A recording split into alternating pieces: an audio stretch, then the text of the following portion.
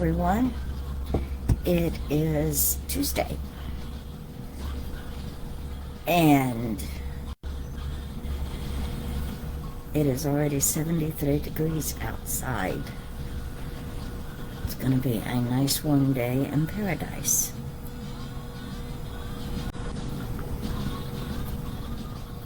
There is no one on yet, so we will soldier on and talk about things. Yesterday, I worked all day on books. The pre-order for Wilderness of Wren is now available for Kindle.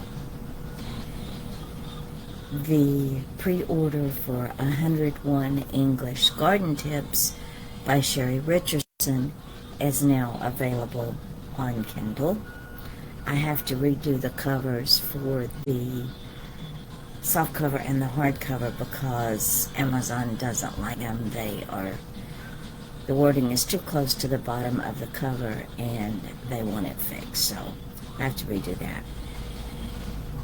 I have been working on Gwendolyn's new little book she sent me yesterday. She sent me two. She sent me a coloring book and she sent me one of her books on affirmation. This one is on fear. She took these little books from her coloring book, Gwen's Color Affirmations. These books are powerful. They are small.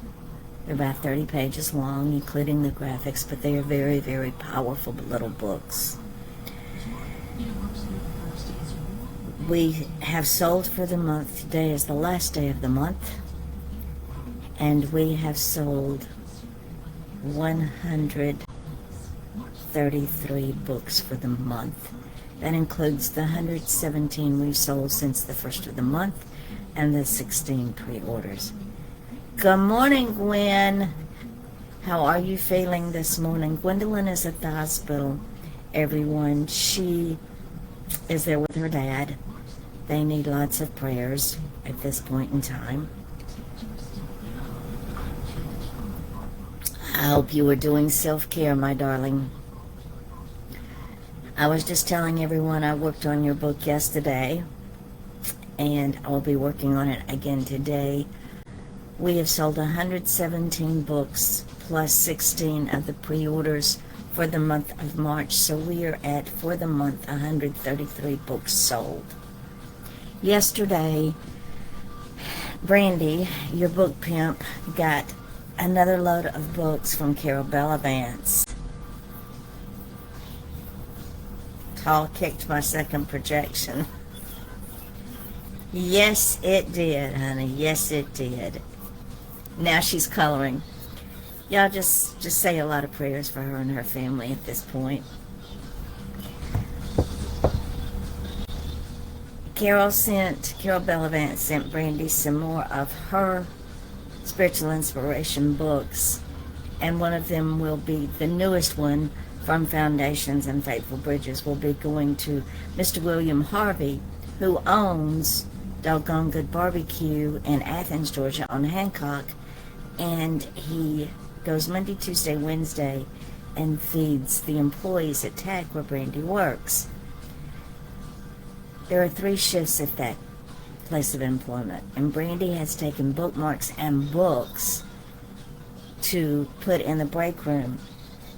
When I talked to her yesterday, all but 2 of the books were gone. People have either borrowed them or they have taken them home to their children. All the children's books went really, really fast.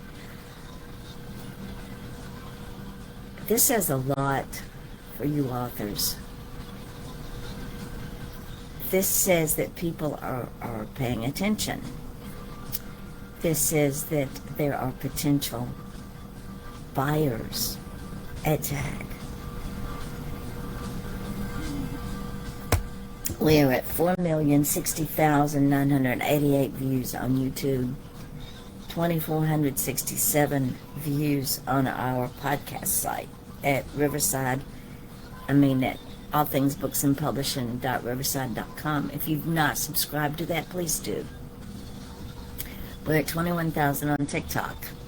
So, ladies and gentlemen, we are out there every day. When I checked just today, we had over 4,000 on our author website. Now, yesterday, I had an interesting conversation with someone new in our village. I was on my front porch waiting on a friend of mine, and he and his wife walked by, and they had this beautiful, beautiful dog. I thought it was an Irish Wolfhound, but they said he wasn't, but I said, yes, he is. He's not a mutt. He's an Irish Wolfhound. Gorgeous dog. In the course of the conversation, the woman was reading Murder in the Village, and I didn't know it, but we were discussing books, and she said, are you the one that wrote? I said, yes, I am. I knew where she was going. She said she'd been laughing hysterically. And I said, yes, and I own my own publishing house. And the husband said, really? I said, yes, I do. I said, I operate it out of my house. He said, I work for a publishing company. I said, interesting. He works for Penguin. Now, ladies and gentlemen, y'all know we've been talking about Penguin for a hot minute. He works for Penguin Random House. Nice, nice man.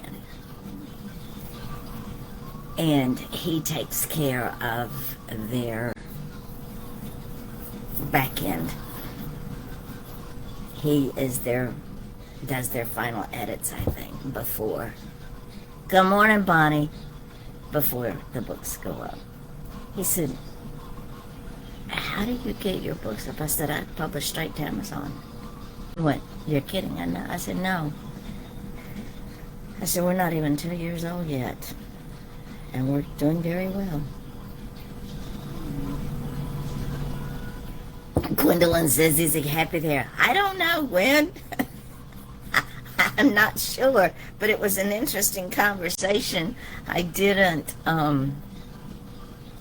malign Penguin because, you know, he's just an employee there. He's not top brass. But I just thought it was interesting. We have been talking about Penguin and the Big Six and how they treat their authors and how they make money out, basically make money off the backs of their authors. And then I meet a gentleman that works for them. I just, who knows? But I think he was surprised that I owned my own publishing house and I'm doing very well with my authors.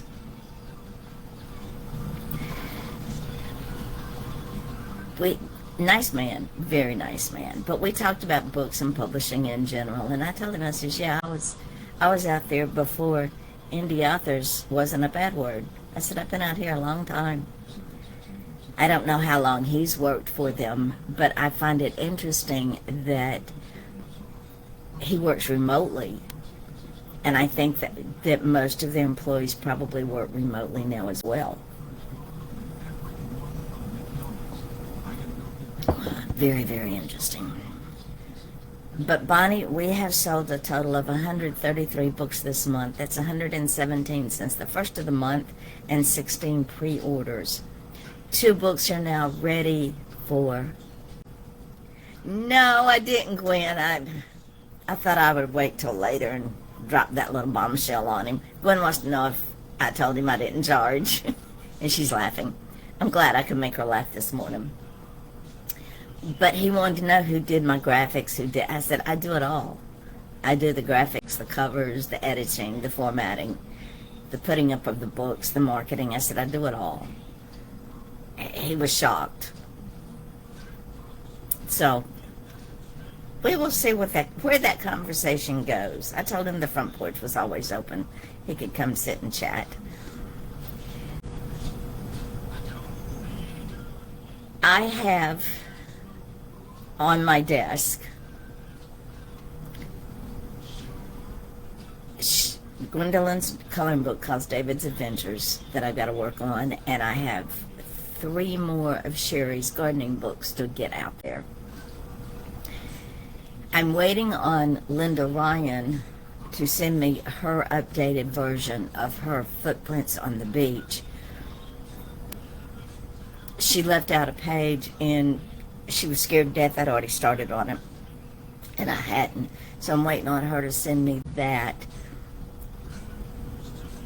And who knows how many more books y'all will be sending me. I love it. I am thinking the next quarter is really going to be out there. My goal is to put up some more shorts and get them up for marketing. I'm very proud of Roy Owenby. The Wilderness of Wren is a very, very interesting book. It is the story of 2 young people who are sent out into the wilderness. They live on a Mars-like planet. They're sent out into the wilderness to grow up, basically. And the elders really don't expect them to return because there's dangers out there. And the creatures and people they meet along the way keep the story moving. This is totally a 180 from Roy's book that's not even out there yet, that won't be out until the 6th, called The Amnesia Puzzle. The Amnesia Puzzle is about a former cop turned PI who has an assumed name because he went into Wetsack because of a Mexican drug cartel. And he's been asked by a preacher to find the preacher's wife. Andrea's working on something for God Loves Me as well. Very good. That was Gwendolyn. Andrea's taking her book and doing some voiceovers. So, what Dave Hopkins has to deal with in this book is finding a missing minister's wife. But in order to do that, he has to revisit his own past, which has a twist. The Amnesia Puzzle. You do not want to miss this book. It is absolutely mind-boggling. If you haven't met Andrea Dean Benskoyik, she is one of our authors. She also has taken Gwendolyn's book and Mary Brotherton's book, The One Left Behind, Gwendolyn's book, Fractured Soul, and made videos using the poems by reading the poems. She is very, very good at this. Makes beautiful, beautiful, beautiful videos. And this is how we roll here at Midnight Publishing. It is a family, and we help each other. And we encourage each other. I know Bonnie is working on a new book. Mary is working on her My Journey with Angels book. Gwendolyn's always working on something. And I don't know who else is. Oh, Ellie Ryan is working on something. I'm sure that Roy Owenby will kick me over another book. He told me when I sent the cover for The Wilderness of Wren, he said, "You captured it exactly. I don't know why I didn't come to you sooner." Well, you're not the first one to say that, my dear. Now let me tell you about our book sales for the month of March. As you know, our authors are a success because Bonnie needs to send her something from her own books. That would be great. Oh, she's also doing September's Chill poem. Nice. Very nice. That was all Gwendolyn.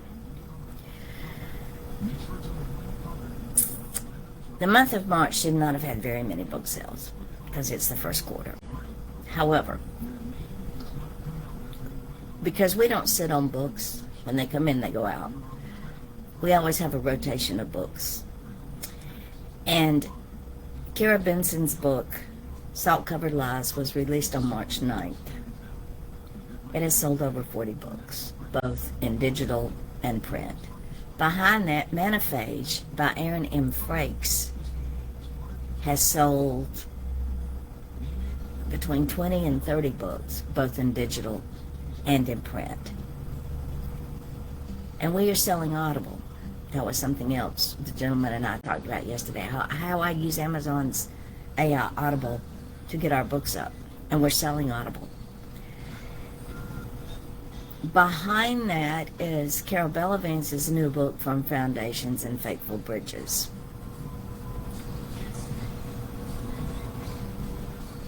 And behind that are our other authors who are doing exceptionally well. Our success is one book at a time.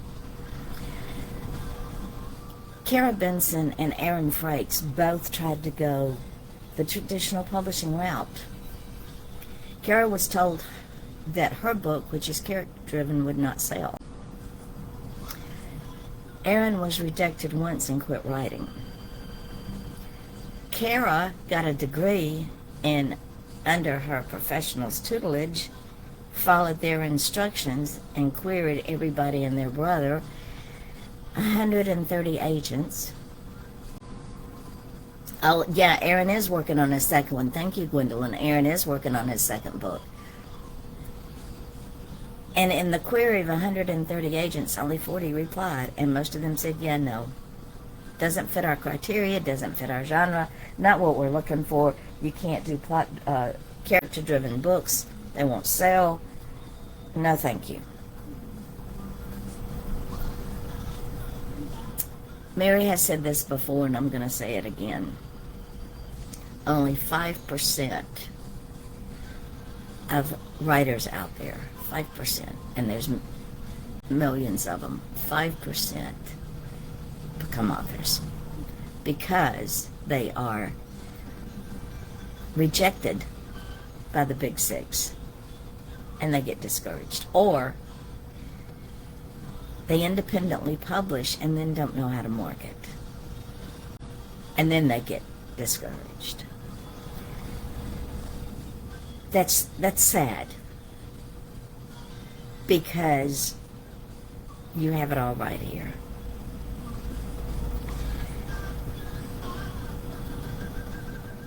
Kara's mom, Ellie Ryan, also known as Linda Ryan, called Kara and told her, I've been published. And Kara goes, what? And she told her, yeah. So when Kara came to me, she was hesitant, which was fine. She sent the contract to her attorney friend, and he said, there's nothing wrong with it, because the contract's real simple.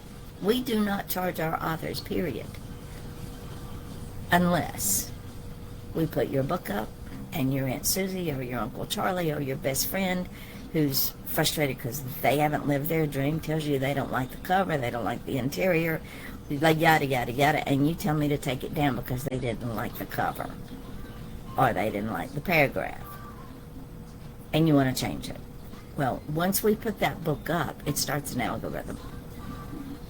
And I spend hours, ladies and gentlemen, and days working on your books. I'm still working on Sherry's because I have to take down the book cover and redo it because Amazon didn't like it. So I'll take it down, goes to the bottom of the pile, and then when we decide on a book cover that your friend can live with, I put it back up and I charge you $50. We start all over with the algorithms. We start all over with the internet searches. And when Kara sent me all the things that she'd been told to send in a query, like the demographic, a synopsis of the story, yada, yada, yada, yada, I said, baby, Gwendolyn, you're right, then it ain't a book for them. I said, baby, honey, I love you, but I don't need all this. Number one, we do not market to one demographic. We market to the masses, because books are not for one demographic. Do they tend to maybe go for one demographic? Sure. But they're not just for one demographic. Roy Owenby read Salt Covered Lies. And he said, tell Kara Benson I am a fan. Because Salt Covered Lies is not a chick book.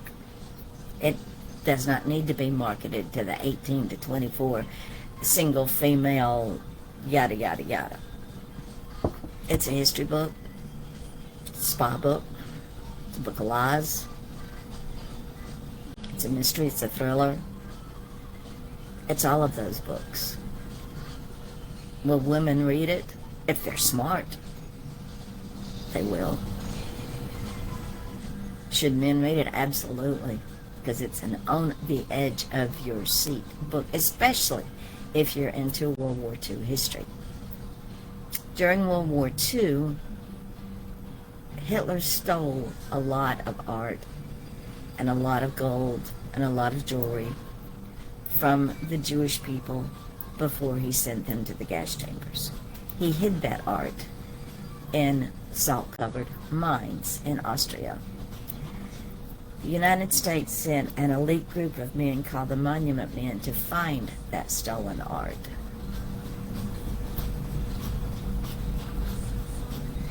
Nobody knew about the Monument Men until later. When Kara wrote that book, she wrote that book about stolen art and the cover-ups and the lies. Well, the woman, the main character in the book, Isa, is reading letters that her friends' grandparents wrote each other. And the more she reads, the more intrigued she becomes because she's a researcher and a historian. The letters were cover-ups. And there's somebody else looking for the art besides Isa and her friend. It gets hairy. So yes, why would you want to narrow the demographic to 18 to 24-year-old single women?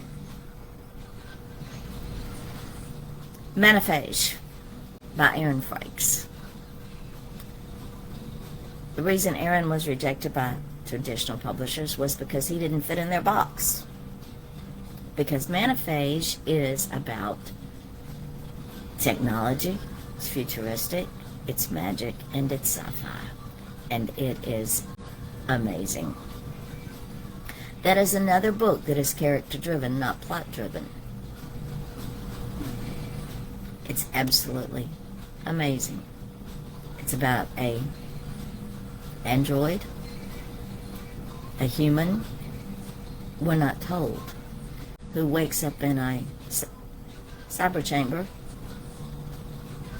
and he doesn't know how long he's been there. He doesn't know where he came from. He has no memory of anything. And when he walks through the lab, it's completely destroyed. He meets a centipede that's the size of a house, and he has to kill it or be killed, and he creates his weapons from the claws of the centipede. But he does know that he needs to find food and clothes. And then he goes out into the wilderness and has to make a decision, because he sees a transport that is filled with captives of women and children. Does he go on about his business, or does he save those women and children? It's a book about conscious decisions, about consequences, about loyalties, about promises kept.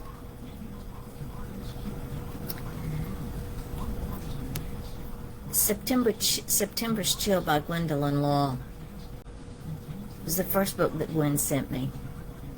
If you know someone that's in a domestic violence relationship or has been, this book is for them. It is Gwendolyn's journey through those relationships and how she came out on the other side, and how she's blossomed into a very prolific and engaging and wonderful author. How she's grown. spiritually, emotionally, mentally, how she's learned to trust again. Bonnie Clark's book, Errol's Journey, is about the journey that she and her husband took when he was diagnosed with terminal cancer. Bonnie has grown. The Adventures of Bonnie the Brave is fall down funny.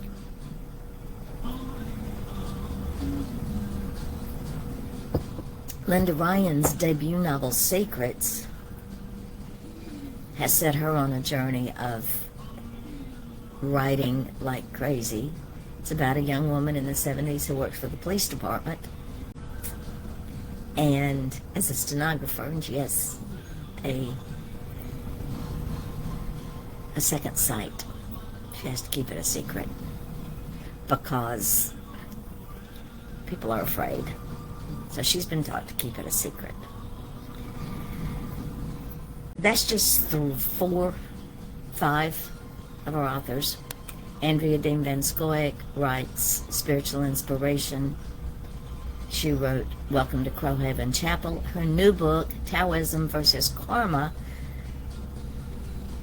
When the Two Collide in Disharmony, just got released. Gwendolyn's book, God Loves Me Always, goes live on the 13th. She wasn't expecting that book to go out. She said she just sent me a partial to see if it was what we wanted. And she wanted to know how I created a book out of a few pages. It's a graphic novel, but it's not. It's not fiction. It's an inspirational book. It's a spiritual, inspirational graphic novel. She is taking those 2 books from her coloring book, Gwen's Color Affirmations. And I'm working on the second one now. I can't wait to see when she sends me the third one. So I'm going to get off from here and go to work. I got a lot of work to do and a short time to get it done. I love you all. Brandy must still be asleep. Brandy, Gwen says I showed her. Your book pimp is sick. She did not go to work last night. She has allergies, which has turned into a sinus infection, so she is probably still asleep. But y'all get her bookmarks because she is out again. I'm telling you, people love the bookmarks. I love you all. I will talk to y'all in the... Oh, don't forget, tomorrow at 10:30 we will be interviewing Delvili and talking about his book, I See You Love from a Different Perspective. You can watch it live on Off the Chain. I will put the link to Off the Chain on the Midnight Publishing channel, and you can also visit us in the chat room. Until tomorrow, have the day you deserve. Yeah, she's not feeling good at all, Gwen. She sounded better last night, but she's going to go to work tonight because you know her. She's like her mama. Nothing can keep her down. So until tomorrow, have the day you deserve. Gwen, you're in our prayers, honey. So is your dad. Keep us, as the British say, keep a stiff upper lip. All will be as it should be. Bonnie, I love you. I will talk to y'all tomorrow.